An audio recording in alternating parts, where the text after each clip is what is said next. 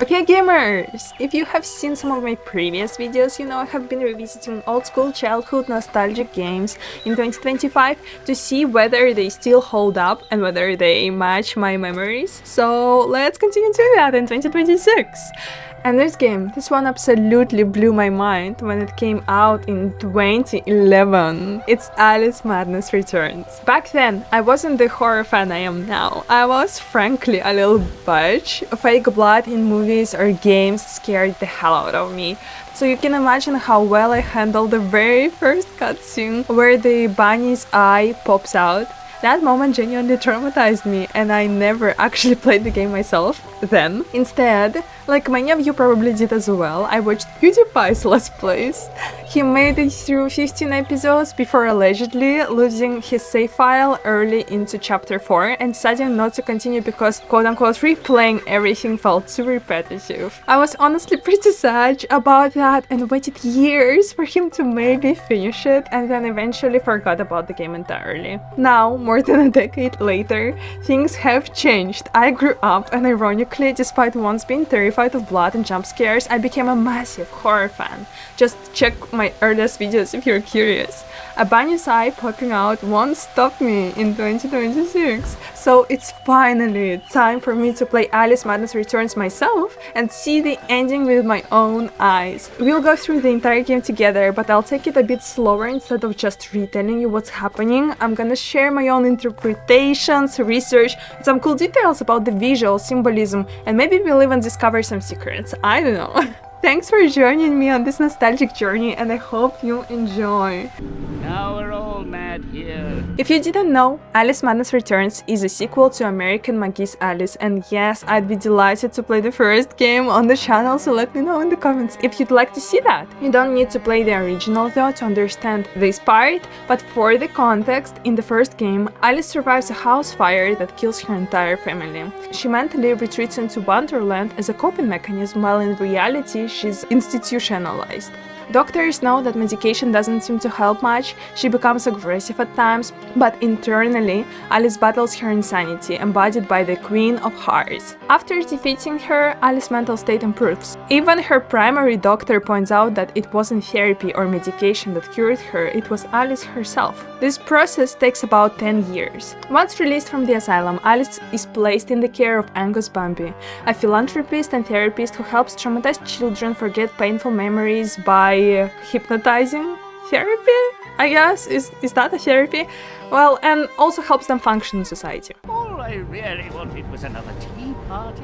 This is where Madness Returns begins, in Bambi's office, during a hypnosis session meant to help Alice forget the fire. This is where that notorious cutscene happens that traumatized me as a kid. Wonderland crumbling apart, Bunny's eye popping out and stuff, you know. We can see that because Alice refuses to fully abandon her memories, something dark begins to fester, slowly corrupting her world. I was immediately struck by the voice acting. It's genuinely excellent. I'm trapped.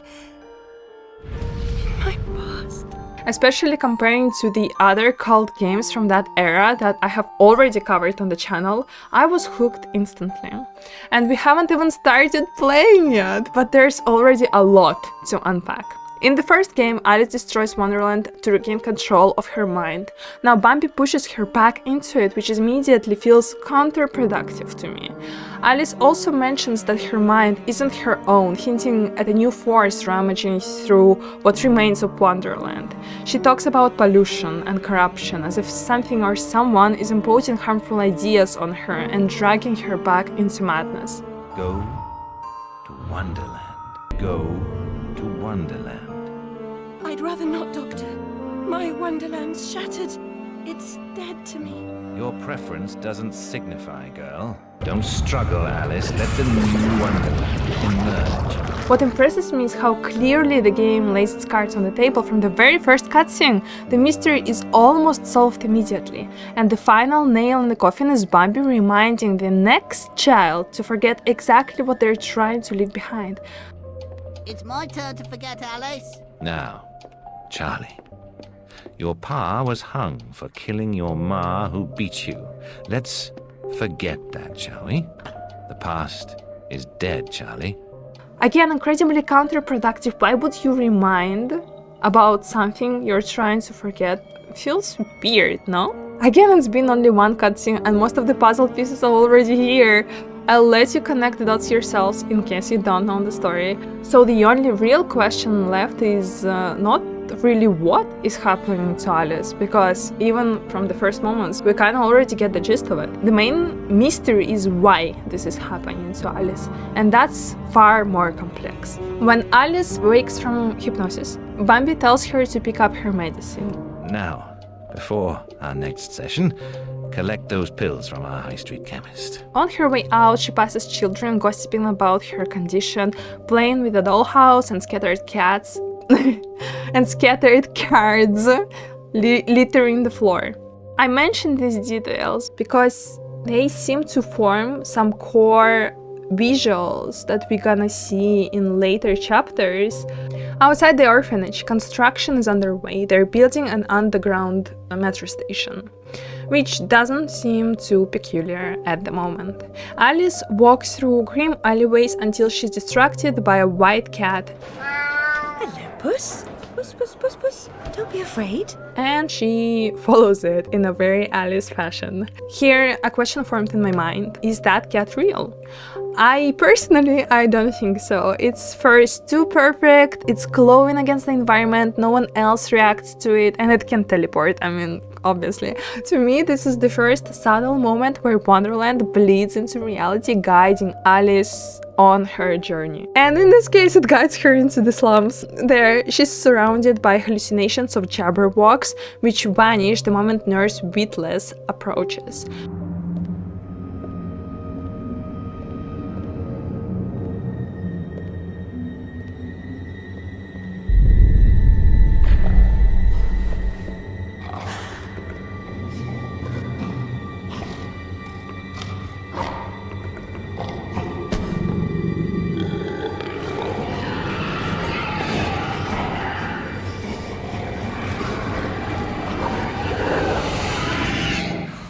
The stars and garters. Alice Little. Witless lures Alice onto the rooftop, promising information about her lost toy rabbit, I might recall where your mangy rabbit got to. but her real motive is surprisingly extortion. Our last visit cost me several pounds and got me nowhere. She claims Alice confessed to causing the fire, so Alice now has to pay her money because she needs to fund her alcohol addiction. Kept her secret, haven't I? I've told her my silence is for sale. Cheap. Need money. Warned her I'd tell the coppers if she didn't make a donation to my upkeep. So I says to Dr. Bambi, I says, model making's all fine and good, but a waste of a perfectly good bottle.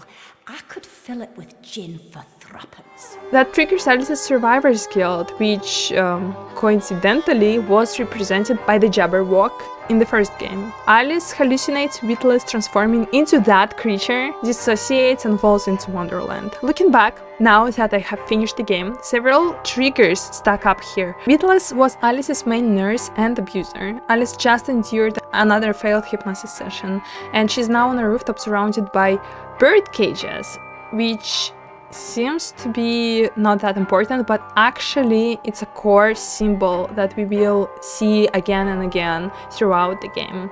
Moreover, we can see smoke in the background from the chimneys, and smoke and fire is the second core symbol that will be reoccurring.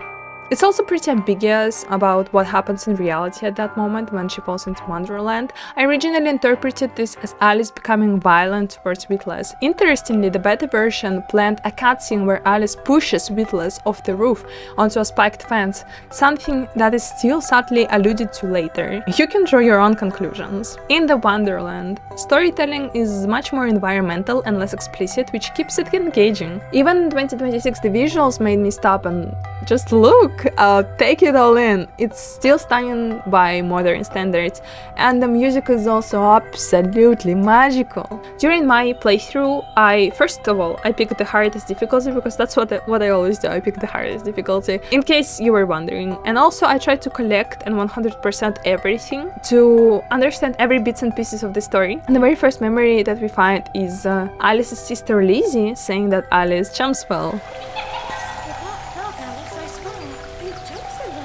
which on the surface level is a jumping tutorial, but there is actually a lot more to it. In the beta, after pushing Witless off the roof, she escapes the crime scene by jumping across London rooftops before falling into Wonderland. So the jumping mechanic reflects both realities processed differently by her mind. Soon after, Alice encounters the Drink Me potion, which lets her shrink and see hidden paths and symbols. If she really wanted to, she can just crawl. I mean, I get it, you need to like drink an elixir that will make you smaller, but I mean, come on guys, she just literally can crouch a little bit, you know, just... At first, her hiccuping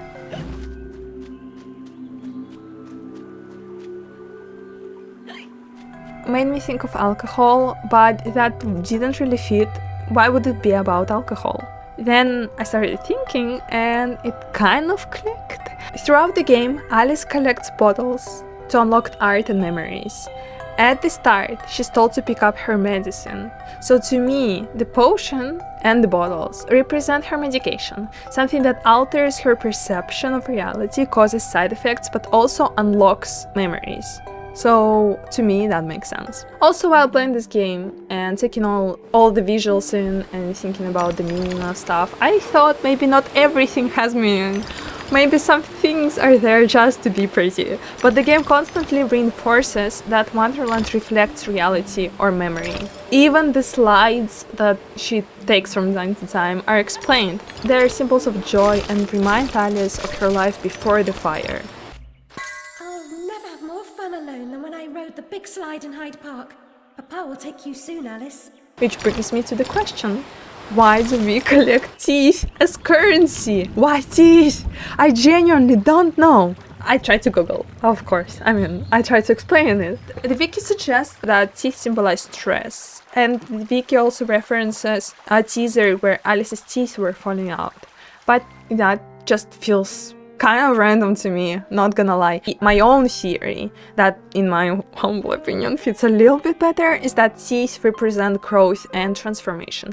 Losing baby teeth marks a transition in your life. Alice was a child when her trauma happened. By collecting teeth, she reconnects with that younger self that maybe lost some innocence after what happened to her, and she rebuilds memories, and she's growing stronger. Literally she's upgrading her weapons with the teeth. What do you think, gamers? Does this theory kind of make sense, or is it, random? The teeth theory does gain some support later when we encounter the Queen of Hearts, so I'll remind you about that. Pretty soon after that, Alice finds her first weapon, the Warble Blade, embedded in a Jabberwock corpse.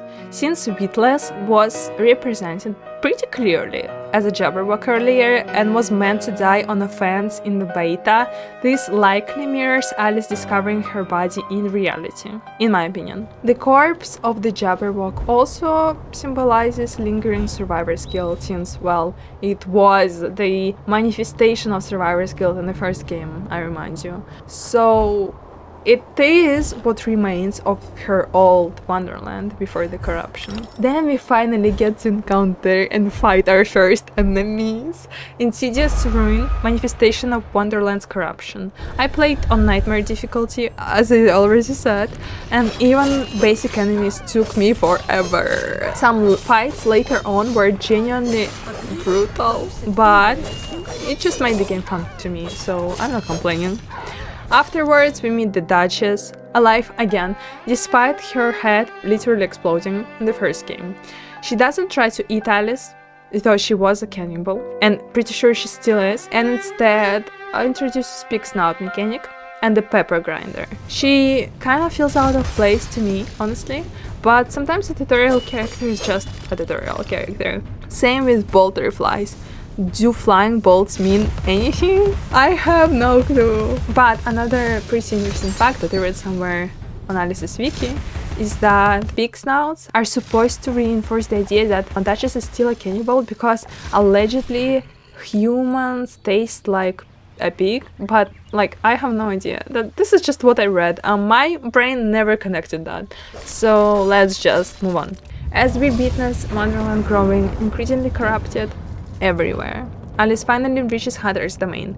Madcaps swarm the area. They were tough at first to me, but I managed. In the original game, madcaps represented other asylum patients. Here, they feel more like echoes of what Wonderland used to be, highlighting how much it has changed. Much has changed since your last visit. Making friends, Alice. You're as randomly lethal and entirely confused as you ever were. And once Alice enters Hatter's domain, we get the first dress change, and gamers, the dresses are gorgeous, every single one. Even though the outside still resembles the asylum, Hatter's domain itself now reflects the Industrial Revolution and the way workers are treated, something Alice constantly witnesses in the real world. But interestingly, the only workers we actually see here are dodo birds. In the original Alice in Wonderland, dodos participated in a race anyone can start or finish at any time, leading to confusion about who the fuck wins. When Alice Madness returns, the dodos are partially machines, bolted to hamster wheels, forced to run until they die with no option to stop. I found that contrast really striking, even if I struggle to see a deeper meaning beyond, well, reflecting Alice's current reality. Madcaps are still present, but they don't fit the domain at all. I mean, their vibe is totally off. They feel like a lingering aftertaste of the past, which makes sense, considering the cat warned us that everything here had changed drastically. This entire section contains some of the toughest fights in the game for me, because I still don't have upgraded weapons, and the enemies are pretty freaking crazy. And you know what? The fights still get worse in the next chapters, I'm not gonna lie. Eventually, Alice meets the Mad Hatter himself, or rather, what's left of him, just head? Hatter, I recall leaving you in a decrepit condition, but not in pieces. To restore him, she needs to find his arms and legs scattered throughout the tea factory he once ruled. Find my limbs and toss them into the chute. A curious detail I noticed is the large red glowing in your face, a symbol of the planet Mercury hovering above the Hatter's remains, and also somewhere on top of his head, and on Alice's dress, you know, everywhere. Look, I'm an astrology girl. So I kind of know, you know, my planets. In astrology, Mercury governs the brain, mind, and speech. Essentially everything that's wrong with the Hatter. To me, this strongly suggests that the Hatter himself represents Alice's own brain and nervous system. This interpretation only gets stronger as the game goes on, so I'll return to that thought later. During my research, I saw that the common interpretation is that the Hatter represents Alice's self-preservation and obsession, but I personally read him like totally differently. Let me share my thoughts. As Alice ascends into the ascent into the production system, he encountered three main factories: smelling and regurgitation, assemblage for destruction as required, and cranking up and pressing down. These respectively symbolize Alice's nose and sense of smell, her eyes and vision, and her mouth, teeth, and chewing. Well, essentially, this whole system represents her head. All of this was once ruled by the Hatter, so her brain, as I already said, but has since been taken over by Dormouse and the hair. Everything now runs on autopilot, fully mechanized, working until it simply can't work anymore, just like the dodo birds. Ironically, the brain itself has lost its head, while its body parts continue to function automatically. In my opinion, it's Alice's body surviving in the real world, while her mind remains trapped in an internal war within the Wonderland. And the body doesn't really need brain to survive.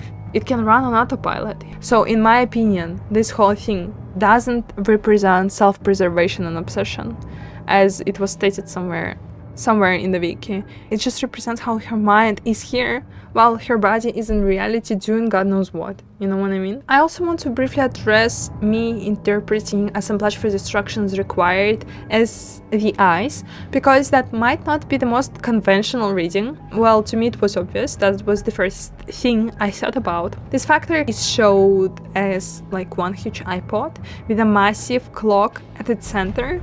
We've encountered iPods before, enemies with a single huge eye where that clock is on the factory. And to me, these two symbols are connected in a very clear and intentional way. Instead of the eye, you have the clock. So the eyes are constantly watching the clock.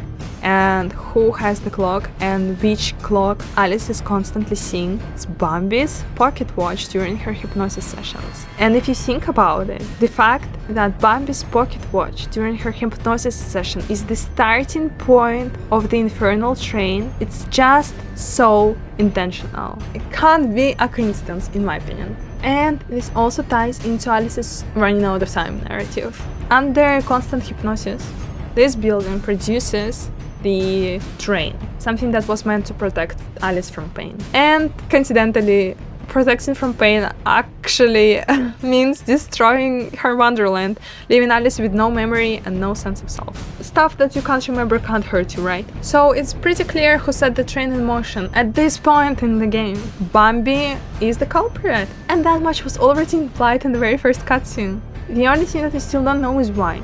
The game even explains why the train was chosen. During hypnosis, Bambi introduces the imagery and Alice's mind immediately latches onto its potential. It could have been anything really, but the speed, force and inevitability of a train made it too convenient to ignore.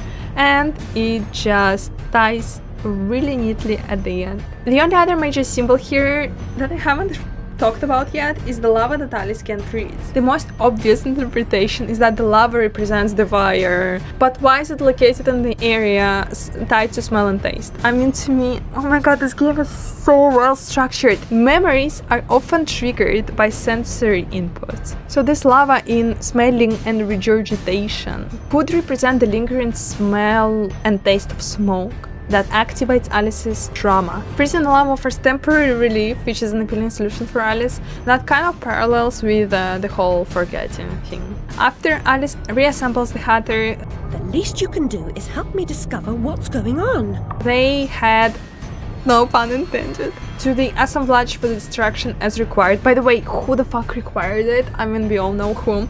To stop the dormouse and the hare, but they arrive too late. The train departs and destruction begins immediately.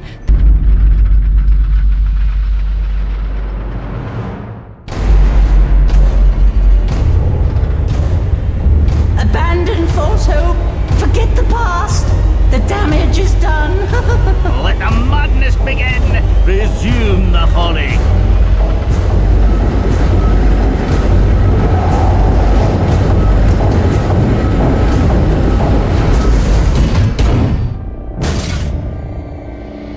Actually, such a hilarious boss fight, and eventually collapsing the entire factory. There's no time for whatever it is you want to talk about. It's time for tea. Talk trains with Turtle. He ran the looking glass line. The Hatter, fully unhinged, dies beneath the debris. Very pithy. He deserved to die. Alice then drowns in tea, in ignorance, as she puts it. And I'm about to drown in tea, in ignorance. A moment that directly mirrors reality, where she nearly drowns at the port. All have the right to be eaten. Hopefully from this point on we'll move through the game a bit faster, since all the meaningful foundations have already been set. After nearly drowning, Alice is pulled back into the unpleasant reality. While following the same cat as before, The white cat reminds me of my snowdrop. Nanny knew her. another reason I strongly believe that the cat isn't real. She makes her way through the port, noticing supposedly toxic fish and stacks of cargo barrels. Eventually she passes through what looks like a freezer, or at least a storage area filled with large ice blocks preserving fish. All of these details will become relevant later, that's why I'm mentioning them, so bear with me. In the backyard of the Mangled Mermaid, a tavern or a bordel, I guess, she's headed to, Alice sees a drunk person and wonders what happened to Nurse Beatless. She also notices a poster advertising a carnival. Eventually Eventually, she wanders beneath the windows of Nan Sharper. I actually don't know how to pronounce that. I'm so sorry. I'm gonna pronounce her Nan Sharp. Alice's former nanny, and overhears her arguing with Jack Splatter. See if I don't. Maybe you noticed I'm not pissing me drawers at the prospect. Alice Little, you'll make a nice change. Bring your disheveled self up here. Nan invites Alice inside, but as soon as Alice reaches her room, she witnesses Jack violently beating Nan. You won't give me what I want? I'll burn this dump of yours down to the ground. And then setting the mangled mermaid on fire. On her way out, Jack hits Alice and she passes out near the flames, slipping back into the Wonderland. Obviously, the immediate trigger for her dissociation is the fire and the blow to the head. Of course, yeah, I'm not disputing that. But there's another detail I noticed. Every time Alice is dragged back into Wonderland, she's surrounded by some form of cages or traps. On the rooftop earlier, those were literal cages. This time, the ice blocks holding fish, which Alice herself describes as traps that preserve whatever's inside. They all serve the same function. The symbol of the cage or trap is absolutely central to the story, and it's fascinating how it's always present in one form or another, sometimes not obvious at all. And that's not even counting less literal cages. Wonderland as a prison for Alice's mind, the asylum as confinement. If I had to identify the most important recurring symbols in the game, they would be the cage, the clock, the fire, and of course the train. You'll keep seeing them, and by the end they tie together so cleanly that it feels almost poetic. Side note, before we dive back into the Wonderland, Jack Splatter, first of all, he was violent to Nan Sharp. Second of all, he killed the person like right in front of Alice. And to me, like, splatter was a splatter, blood splatter, right? Jack blood splatter. I feel like it's a allusion to Jack the Ripper, but in my opinion, this kind of isn't that important to the story, so it's just like a fun fact, I guess. Okay, back in Wonderland, we are introduced to a new area, Tundrafall. Everything here is cold, snowy, and frozen, which is interesting considering Alice passed out near a fire. During my research, I saw that the most common explanation is that Alice is being knocked out cold. That's why it's cold, which is for me like such a weak explanation for such a deliberate game. Again, Alice Madness Returns is extremely intentional with its imagery. So, to me, Thunderfall represents Alice's sense of touch. Just like the previous chapter focused on taste and smell, in reality, Alice is soaked from rain and water she was in, and it might not be freezing, might not be winter or snowing, but it's clearly cold, evidenced by ice blocks that haven't melted yet. Maybe they already helped her out of the fire, out of that house, and she feels the breeze, she feels cold. That's why the Wonderland becomes frozen. And remember how I just talked about cages and traps? In the distance, we see a ship inside a glass bottle. I mean, come on, this game is so good. The conventional interpretation, by the way, of the ship inside the glass, that it represents happier times before the fire mixed with grief. I mean, it applies, of course, maybe. But I think there's another layer here. I saw it differently. Glass reflects things, and much like amber, it can trap and preserve objects indefinitely, or at least until it breaks. These are the exact thoughts Alice just had about the ice blocks with fish inside. Her mind associates the cold with preservation, which then manifests as the ship, a preserved memory from before the fire. While playing, I kept asking myself, what is Alice doing in reality while all of this is happening? Is it reflected in Wonderland at all? I mean, the drowning was reflected, right? Feeling cold is reflected, the jumping across the rooftops, allegedly, probably, was reflected. So I constantly tried to answer that question, and it gave me far more insight into the game's symbolism than I initially expected. I honestly can't wait to share more of these findings. I hope you're enjoying the ride so far. On her way to the ship, Alice encounters snarks, shipwreck sharks, and Yeti. There are also animals frozen in motion, their bodies torn open. I'll be honest, I don't think every single one of these things has to have a deeper meaning. To me, most of these are just straightforward associations. Snarks resemble the fish Alice just saw frozen in ice. The Yeti represents biting cold beans while soaked in rain. Sharks are an obvious association when thinking about ships, pirates, and the sea. The frozen animals are more puzzling. According to the wiki, all these animals were participants in Dodo's race from the previous chapter and appear frozen mid-run, but this raises a question: what froze them so suddenly? If they're encased in ice, how were they eaten, and why are they here? I think their purpose is simpler. They represent Alice's fear of violent death, a fear that makes perfect sense after witnessing Jack assault Nan and murder Long Tim with a vorpal cleaver. This entire section, aside from the ship, feels like Alice's mind rapidly processing what she just experienced in reality. Not everything needs a hidden code. Sometimes symbolism just shows us how her brain works and associates fear, danger, and survival, which is still very interesting in my humble opinion. Once Alice reaches the ship, the sharks attack furiously. Alice and the mock turtle has to dive deep underwater to escape the sharks, and they find Carpenter's show as shelter, an obvious reflection of the carnival poster Alice saw earlier. I've an idea. We'll leave this mayhem and go to Carpenter's show. Best dive now, Admiral, or the sharks will have us for lunch. After a short minigame, we crash into Deluded depths and Alice gets a new dress. Gotta say, my favorite dress and my favorite level. The ship is destroyed and the mock turtle mourns his past when he was in charge of the old, less terrifying train and when the ship still existed. Now I'm shipless. The old railroad's dead, and this new thing's a monstrosity. He just clearly embodies grief. What's especially interesting is that grief itself resists being erased, just like Mock Turtle, after the train was stolen from him, found the ship. Even grief doesn't want to be consumed by forgetting. It wants a place to exist, and honestly deserves one. It's painful, but it's also necessary, and I found that message surprisingly beautiful. Early into the level, we encounter the first core memory room. Our lovely library was a fire trap. A conflagration waiting to happen. Unlocked with the Mercury key tied to the Others chapter. Each core realization builds directly on what Alice experienced before. I was the last one in the library the night of the fire. The log I added to the grate was dead when I went upstairs to bed with Dinah. If it wasn't, I may be responsible for my family's deaths. Remember how taste and smell triggered memories earlier?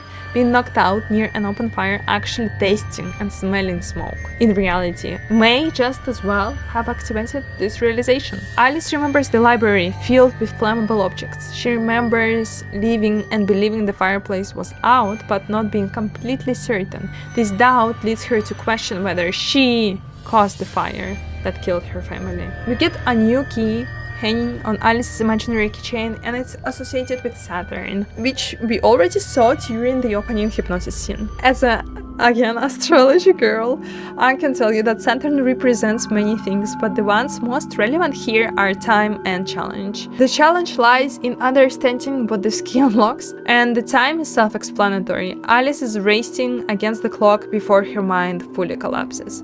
It's kind of poetic that we saw it during hypnosis scene because Saturn is a very slow planet. Me and sessions with Bambi are slowing Alice down. Next, in the story, Alice reaches Barrel Bottom, an underwater city populated by humanoid fish. Its architecture strongly resembles the Mangled Mermaid, again reinforcing the idea that this area is another hallucination built from real-world associations. I feel like the entire game reinforces that idea. In reality, the pub is decorated with mermaids, women with fish tails, and I'm not explaining that because you think you're stupid. I'm explaining that because here, in the Wonderland, the imagery is the same but reversed. Fish with human legs. I mean, also mermaids, right? I just thought that's pretty cool. The Cheshire Cat knows that beneath a civilized exterior, something sinister always lurks, especially in human societies. What lies beneath this patina of civility? Something wicked, I'll wager.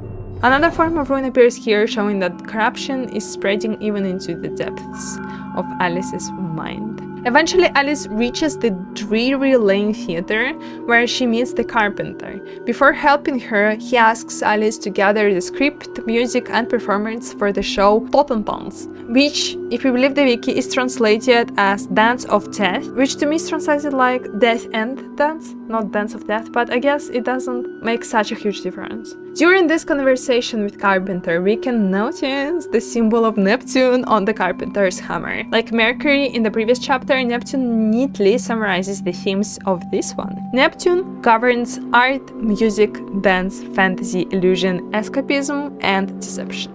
It also represents the unknown, the ocean's depth and death itself. Escapism is especially important for this chapter. Alcohol is one form of it, and forgetting is another. As Dr. Wilson says in one of Alice's asylum memories, flight or fight implies a permanent choice, but flight often just means putting off the fight to another day.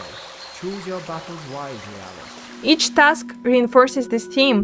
To retrieve the script, Alice must track down the octopus who hides inside empty alcohol bottles and abandons he has as a known drunk. Escapism initially offers relief, but ultimately traps himself inside the very thing he relies on, just like Alice's forgetting. Forgetting might ease the pain, but it won't solve anything. It risks trapping Alice inside an empty mind until it finally breaks. It's all in the game.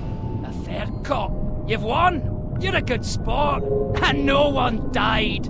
In my view, this marks a shift. In the first chapter, Alice still seemed willing to continue hypnosis and forget the fire, but by the second chapter, after witnessing the train in motion, she realizes the consequences. Now she wants to remember. The next task is harder to interpret.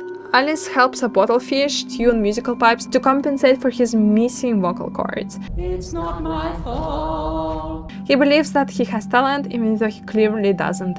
Neptune often demands balance between fantasy and reality. This fish fully rejects reality, just as Alice does, choosing illusion instead. Maybe that's the interpretation. The performer's meager efforts will be enhanced by my musical score. I doubt it. Finally, Alice must wake the oysters, the performance. The symbolism is the clearest here. The oysters are innocent victims deceived by the carpenter and the walrus, much like Alice herself, manipulated by powerful figures in her life. She may not consciously understand it yet, but something feels wrong. After the show, I suppose. When Alice tries to return to the theater, the carpenter destroys the bridge, prompting her to say, Oh my gosh, you're not an impresario, you're a killer. At this point, everything clicks for her. This won't be a performance, it will be a massacre. Alice can't reach the theater in time because of that. Again, running out of time theme. First, she must cross the cemetery, battling drowned sailors' souls. These enemies represent fear of death and perhaps fear of what lies beyond it. By defeating them, Alice frees their souls and reunites the crew. This mirrors Alice's own struggle, choosing the harder path, rejecting escape, and resisting being trapped inside her fantasy. The chapter concludes with a total devastation. Barrel Bottom is destroyed, the residents slaughtered, just like the fish at the port. The show begins. Bizarre show.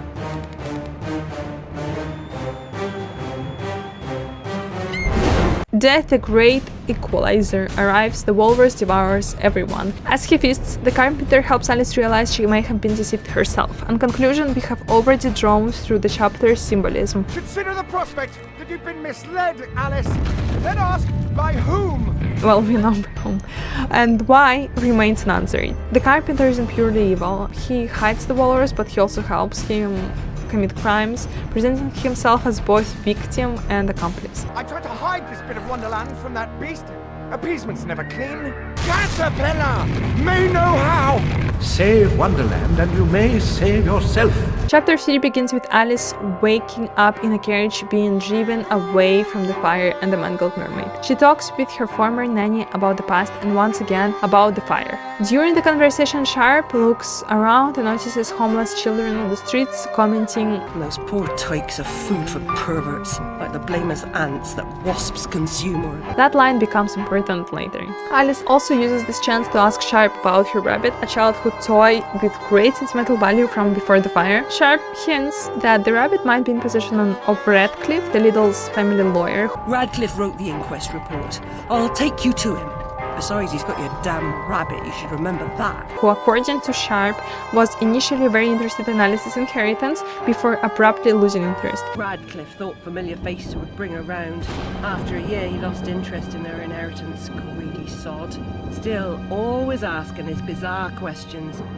heavy dose of madness, I'd say, but honesty's never the best policy in this life. So Alice pays him a visit. Radcliffe's house is filled with Asian-inspired decor, Japanese katanas and armor, Chinese scrolls, porcelain. When they discuss the rabbit and the fire, Radcliffe pretty coldly delivers the conclusions of his report. My report found her family dead by misadventure. She won't accept it.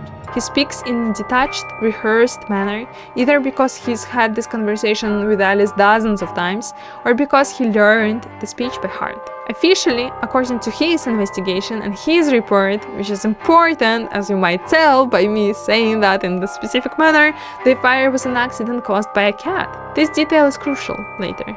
Radcliffe then adds that unofficially, he suspects Alice may be a pyromaniac. From the outset, Alice was my candidate for the pyromaniac. The girl had a fixation with fire. This accusation triggers another episode. Once again, I want to point out the recurring symbols in the room: fire crackling in the fireplace, candles lit on the table, and a glass case containing a clock, a cage in yet another form. In the background, there is another glass case holding armor. The familiar symbols are all present during her dissociation. Of course, the primary trigger here is Radcliffe's accusation, but it's worth noting how these subtle, recurring elements are always there. This time, Alice doesn't fall into Wonderland. She blacks out and awakens in a decayed version of Radcliffe's house. The room is almost empty, just the fireplace and the glass case with the clock. As she steps outside, it's suddenly winter. In the town square, there is a shattered glass globe with the mock turtle trapped inside. Previously, Wonderland imagery was shaped by Alice's real-world associations.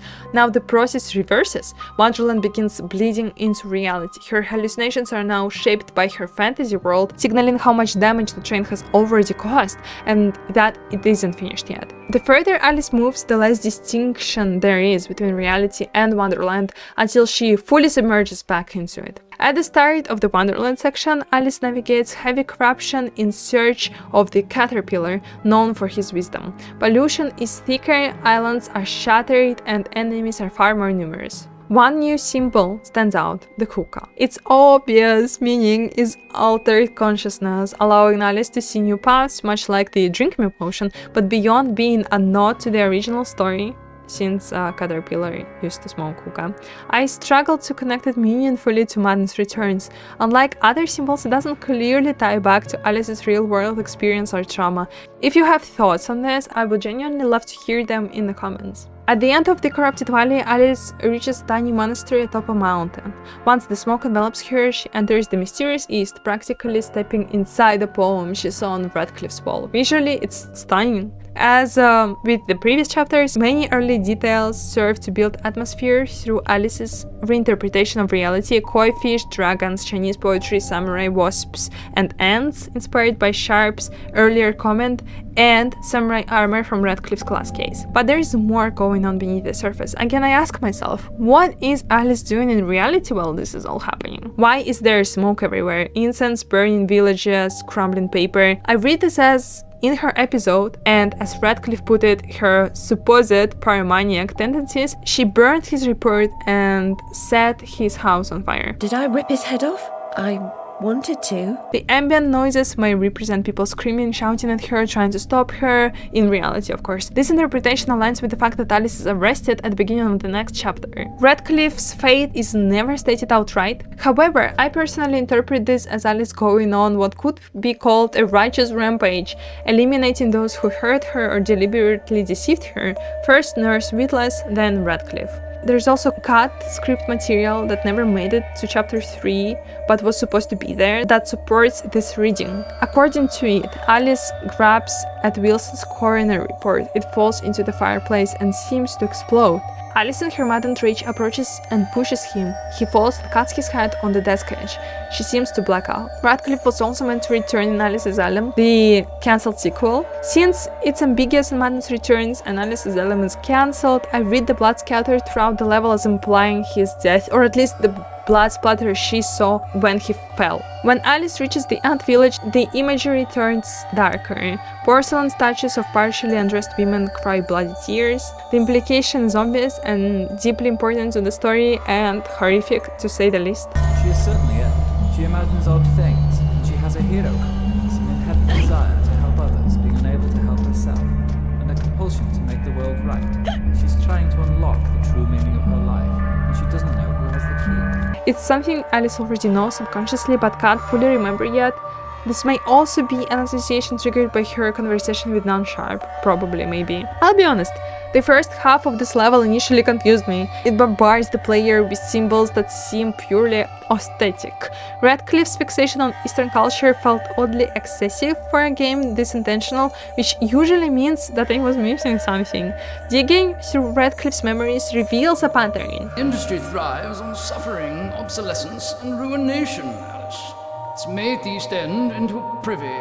We might liquidate what remains of your inheritance. If I have ever owned an accessory that unseemly, I'd burn it. I value my reputation.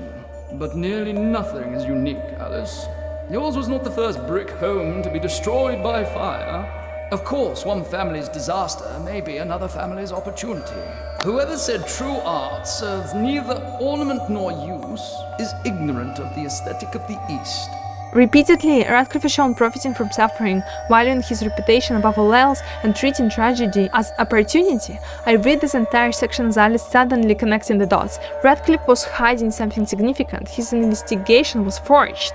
He was covering up something larger to protect his reputation and possibly to profit either directly from Alice's inheritance or from a broader scheme she doesn't yet fully understand, but it is there.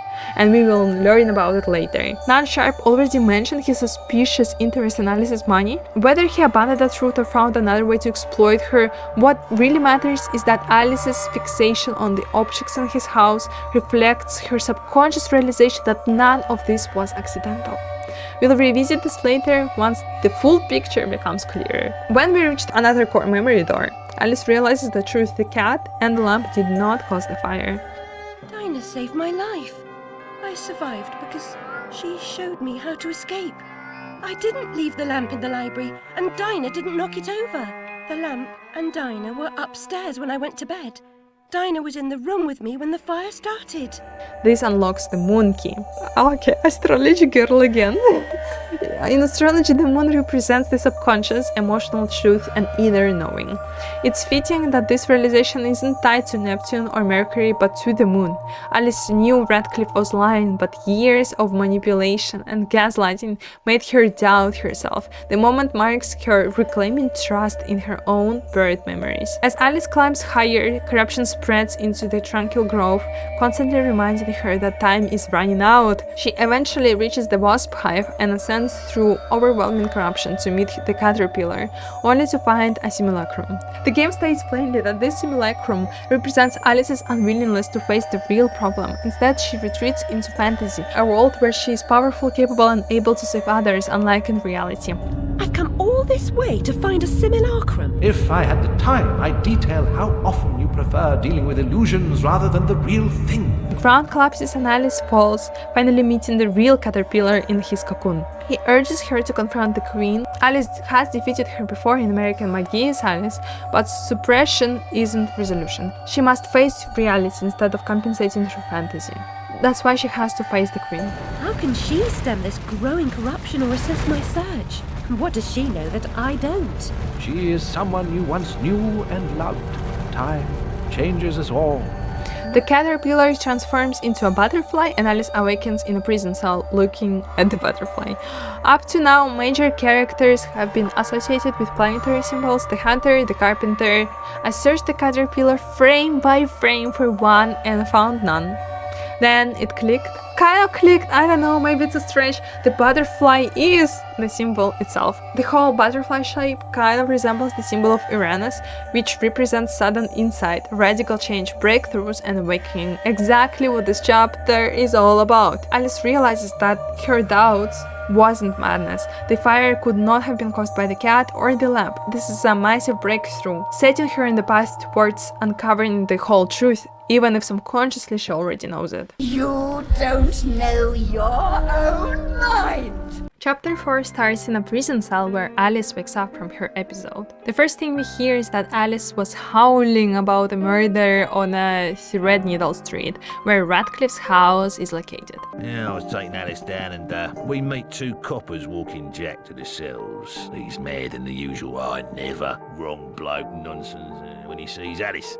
That's the bitch what done it, he yells. She screams, you miserable cur, you leech, you maggot, living off another's labour, etc., etc. I'm admiring her line of inquiry, but suddenly she hits her head or something and faints.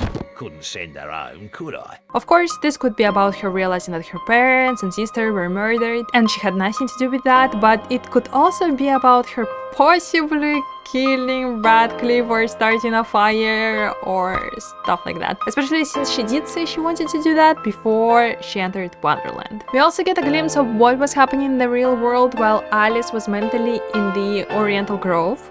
She met Jack Splatter and was screaming at him, accusing him of living off another's labor, which is exactly what Radcliffe was doing too, and also what the wasps in Wonderland represented. So the real world and Wonderland clearly mirrored each other, and we know that Alice doesn't just stay idle or unconscious during her episodes, she can become aggressive, she wanders around, she does who knows what. We also learned that Bambi got very angry at the officers for keeping Alice in that cell at night, and because of that they released her. Near the exit of the building, Alice once again sees the white cat, and almost immediately after leaving she gets another episode.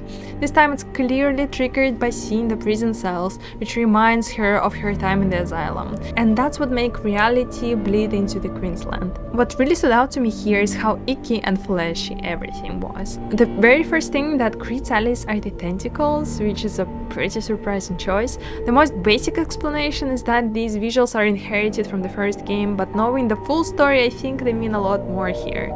During this level, Alice can collect some very important memories of her sister Lizzie saying, "Claimed I'd stolen his heart, trifling with his affections, creepy sod, touching me. Told Papa to never invite him to tea again." I think these associations are what makes the entire Queensland feel so slimy, especially after the police officers repeatedly mention Bambi in their dialogue right before Alice slips back into her imaginary world. What I keep wondering though is whether this level is built purely on memories Lizzie told Alice decades ago, which is definitely possible, or if Alice experienced something similar from Bambi firsthand as well. The game never outright states this and doesn't even hint at it, but it still makes me question why the visuals are this intense and vivid for Alice. What could Bambi have done during those hypnosis sessions that subconsciously made her feel this way? I was also thinking about the cards. Do they symbolize anything beyond being an obligatory part of the original Alice in Wonderland? In my opinion, they might reflect how fragile Alice's psyche is, especially since the Queen used to rule it before Alice cured herself, quote unquote. And because that psyche is so fragile, its defenses are incredibly aggressive. The Queen herself and an executioner that's literally invincible. That lines up really well with what her doctor says at the beginning of the game about flight being a trauma response, something that delays the fight rather than resolving it. To me, the Queensland also reads like an automated bodily function. Remember how in the first chapter we saw Alice's head where everything was automated and didn't really need the mind to be present? Well, apart from the brain, the heart is another essential organ. Cross my heart if I had one. And here it's represented by, well, the Queen. Even when the mind shuts down, the heart keeps pumping and white blood cells keep fighting the disease. Honestly, the cards reminded me a lot of white blood cells, that's why I mentioned them. The Queen takes control to manage survival functions when the mind can't. You could also argue that Queen is Alice's enemy in the same way Alice is a danger to herself during her episodes, especially during her time in the asylum. Eventually, Alice reaches another core memory of the fire and learns that Lizzie hated locked rooms and that she could escape through the window, if she was ever locked in her room. Lizzie hated locked rooms.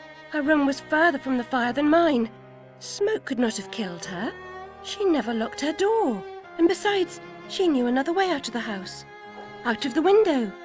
Someone incapacitated or killed Lizzie, then locked her door, then took the lamp downstairs and started the fire to cover up their crime. Their plan was to kill us all. So Alice now is sure that someone did kill her and then set the house on fire to cover up the crime. At this point, it's pretty obvious that someone was Bambi. There's even a memory in this level that practically spells it out. His hand was slimy, Alice, like an eel from the Isis. And his name won't help. Bambi. If he ever qualifies, his bedside manner will require improvement. The key to this core memory holds the symbol of Mars. Mars represents passion, action, aggression, and masculine energy. The crime here was driven by violence and impulse. This one is pretty self-explanatory in my opinion. This is also the point where it becomes clear why cages are such a powerful trigger for Alice and why they were present every single time she went back into Wonderland, alongside fire. Lizzie once said, "A locked room is little more than a cage, a prison by another name. I despise concealment of any kind." That single memory contradicts everything Alice was taught about the fire. It might even be the memory that stopped her from ever fully accepting the official story and moving on. Such a simple, almost throwaway line, yet sinister enough to haunt her subconsciously for years and prevent her from settling on a lie. Empowered and kind of liberated, maybe even, by this revelation, Alice reaches the Arithmya cake, grows, and finally destroys the executioner to reach the queen. This part of the game was actually so hilarious. I absolutely loved it. It's like when you're running from something scary in a dream and people tell you to turn around and face it. Once you do, the fear loses its power over you. That's exactly what Alice does here. It's kind of off topic, but this whole section also reminded me a lot of the gingerbread man sequence from Shrek 2, which I recently replayed. Being a massive menace in games is just so much fun. It made me weirdly happy, not going to lie. The queen herself is a really interesting character. At first, I thought she might represent Lizzie, especially since Alice refers to her as Lizzie later on in the game. Kind of makes sense, right? But kind of maybe there is also something else going on, since the queen doesn't fit Lizzie's personality, nor Alice's feelings towards her sister. Instead, I think the queen represents a younger version of Alice, something that was always there and will always be there, even if the conscious mind completely shuts down. And remember, I told you the teeth make sense a little bit later. I feel like, yeah, the teeth connect Alice to her younger self, and her younger self is the queen. This also explains why the queen survives even if the train destroys Wonderland, because the body doesn't necessarily need the mind to keep existing. Not doomed, forgotten. I may survive here, but you're finished. The queen mentions that Alice has already collected all the necessary memories and all the pieces of the puzzle. She only needs to answer one question: who benefits from her forgetting everything? And it doesn't take long for Alice to realize the answer. Now, who would want that? Who benefits from your madness? The destruction of Wonderland is the destruction of me. Don't struggle, Alice. Let the new Wonderland emerge. I tried to find an astrological lion symbol associated with the queen, but once again, there isn't an obvious one in her design. The closest match I found is the descending lunar node, which vaguely resembles the queen's hearts and tentacles. I don't know if that's a stretch, I feel like it is, but once I noticed it, I also saw the same symbol on Alice's dress, so I kind of reversed it. I first was looking for the symbol on the queen, found the lunar node, and then I saw that it matches the symbol on Alice's dress. That kind of reinforced my findings, and Alice often wears the same symbols that major Wonderland characters represent. There is no concrete confirmation here, just vibes. The descending lunar node represents comfort, ease, and familiarity, as well as stagnation, if you cling to it too hard. That fits the queen perfectly. She eased Alice's suffering at first, but eventually she became a trap Alice had to fight her way out of. The queen even compares her rule to the train. Both offer relief through forgetting, and both ultimately lead to destruction. You may not yet have paid enough for witnessing the pain of others. We finally reached the last chapter of the game, and it starts with Alice's hallucinations about her time in Rutledge Asylum. It's the only chapter that doesn't start in reality, which was really confusing to me. At first I thought Alice might have ended up back in the asylum since her mental state has been progressively deteriorating, but just moments later it became clear that it was just a hallucination. This part reads as nothing more than her fear of returning to the asylum, especially since her conditions getting worse. She knows that if she can't stop the train, Rutledge is where she'll end up. I can understand her being scared. When the hallucinations end, we find Alice on her way somewhere, until she falls back into Wonderland. It will be revealed later where she was headed, but for now we enter the final chapter, the Dollhouse. Remember at the very beginning Right at the entrance of Bambi's shelter, we saw a bunch of cards scattered across the floor leading to a dollhouse the kids were playing with, and I told you that seems like an interesting detail. I think that's what triggers all the dollhouse visuals here, along with Alice associating the dollhouse with the shelter itself. Moreover, the previous chapter were the Queensland, and Queen led us to the dollhouse and the cards were leading to the hall. It just lines up so well.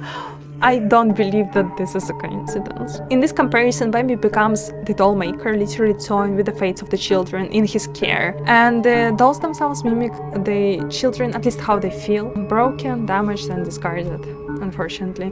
It's interesting that the further we go, the less cryptic the imaginary becomes. The analysis doesn't need to go as deep anymore as during the first chapters, because most of the clues are very surface level at this point. Almost like the game wants to make absolutely sure the player understands what's going on and everyone is on the same page. Everything here, children directly asking for help, the way that doors are placed, very creepily, "Save me" written across the mirrors. It all screams that Alice has been witnessing Bambi's abuse for years. She probably knew on a subconscious level, but either buried it deep in her madness or had this knowledge suppressed during Bambi's sessions. Also, this whole chapter is extremely beautiful. Just, side note. The only downside to me is how heavily it spells out its themes. There's barely any room left for theorizing. Still, there are a few interesting details worth pointing out. At one point, Alice becomes a doll head and has to navigate a small maze. On the doll's forehead, you can see an ascending lunar node, which usually represents growth, destiny, and the soul's path forward. That fits perfectly here. Alice is on the right path and on the edge of uncovering the final piece of the puzzle. In the second half of the level, the dollhouse starts to lose its identity. The environment becomes less vivid and more like a cage. Anatomical diagrams on the walls and specimens in jars clearly tie back to Alice's time in the asylum, or maybe even with Bambi, being observed, studied, controlled. It really gives off that feeling of being trapped and examined, another depiction of a cage, basically. The strongest association I had here was with lab experiments, like rats being forced to run through mazes while being observed from above through the glass ceiling. This part genuinely feels like Alice is the test subject, stuck in a controlled environment with no real way out. The undiscovered guilty and the wronged innocent share similar fates. Prisons and chains have many forms. Later, we even see the 3 blind mice trapped in a jar, which reinforces that whole idea. Eventually, we reach the final little door. I had a role in my family's demise, but I did not start the fire. Centaurs don't live in Oxford, but a certain doctor did. I saw him, a preening undergraduate. Now I remember him. That key belongs to Lizzie's room, which unlocks the last core memory. Alice now remembers Bambi being at her house that night with the key to Lizzie's room. That final key carries the symbol of Venus. Venus represents women, beauty, love, and desire. And in this case, desire was the driving force behind Bambi's actions. I'm no toy. He wanted me to do things I didn't want to do. And at the end of the level, we finally face the source of the corruption, the doll maker, who very clearly represents Bambi. I mean, there is no doubt about it, we all are on the same page now. Oblivious, I live in a training ground for prostitutes. My mentor is an abuser and purveyor. I've been complicit with my sister's murderer and the killer of my family as he corrupted my mind. I sought relief from my pain and you turned me away from the truth. You are almost there, almost free from what you fear. You could have been cured. You could have forgotten. My family, my mind, the infernal train. The train is your invention, your defense. I merely set its schedule and itinerary. When Alice returns to reality, she finds herself near the orphanage where the story began. The difference now is that the metro station is finally completed and operational. It's snowing, which makes me think that at least several months have passed since the first chapter. I kept wondering about the timeline here. Early on, it feels like events happen within hours, but between chapters 4 and 5, it feels like months have passed. So where was Alice physically during that time? One possibility is that she was back in the orphanage, seeing the dollhouse in her mind, while in reality she was surrounded by other kids she perceived as dolls. As she goes down in the metro, she finally gets the chance to confront Bambi, which immediately triggers triggers another fall into Wonderland, this time directly onto the infernal train. You brute! They can't remember who they are or where they're from. How many minds have you twisted into forgetfulness? Not enough. Yours would have been a triumph. Still, you're an insane wreck. My work is done. We already know that Alice struggles with survivor's guilt and feels responsible for not stopping the suffering of others. She who saves a single soul saves the universe. Remember?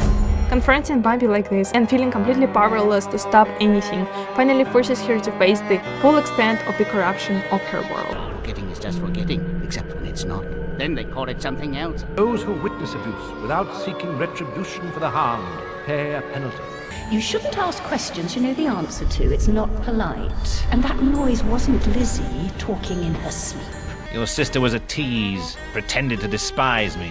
She ain't got what she wanted in the end. Make your survival mean something, or we are all doomed! As we fight the boss fight and the doll maker disappears, Alice regains control. She can now use her train instead of being controlled by it. The doll maker said that the train was always Alice's creation, a defense mechanism, and that he only set its schedule and itinerary. And trains do indeed tend to have schedules. There's no time to waste. There's no time at all.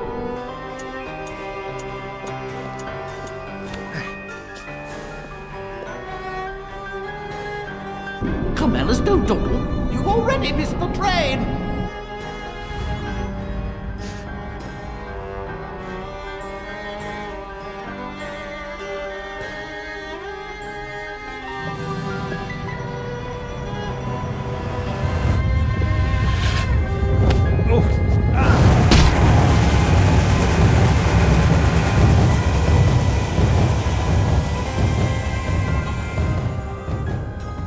As Alice finally leaves the metro station, we see that her Wonderland is beginning to recover. Her mind is still fractured, and she clearly struggles to distinguish reality from imagination, but she finally knows the truth, and she was able to punish the person responsible. Unfortunately, it's pretty much confirmed at this point that we are not getting the third part of Alice's story that was planned with Alice Asylum, so all we can do is speculate what happens next. My personal theory, which I hinted at earlier, is that it wasn't just Bambi doing all these things, there was a whole conspiracy. Radcliffe knew about Bambi's actions the entire time and actively covered for him, in my opinion. His goal was to get Alice out of the way, and once Bambi was done with her, Radcliffe would profit from her inheritance as the family lawyer. Moreover, we also know that Bambi, Radcliffe, and Nurse Witless, they all knew each other, and Nurse Witless was the one that put Alice in Bambi's care. It just feels weirdly like a conspiracy, you know? So if the third game would have happened, I think Alice would have ended up back in the asylum, well, since it's called the asylum, and would eventually uncover that Bambi wasn't the only one responsible, and that there was a collusion with multiple people benefiting from her suffering, and maybe she would go on a righteous rampage. I mean, I did say that in this part Radcliffe has died, but I also did say if the third part would have happened, Radcliffe would have been there. Yeah, we can only speculate. I wonder what you think, gamers. Please let me know if you're listened to this point. Also, side note, I would genuinely buy anything for a Souls-like game in American Mcgee Alice style, and now I got nothing more to say. Thank you so much for listening to me for such a long time. Let me know if you're interested in a similar video about the first part of the game, and go get the game already. Sure.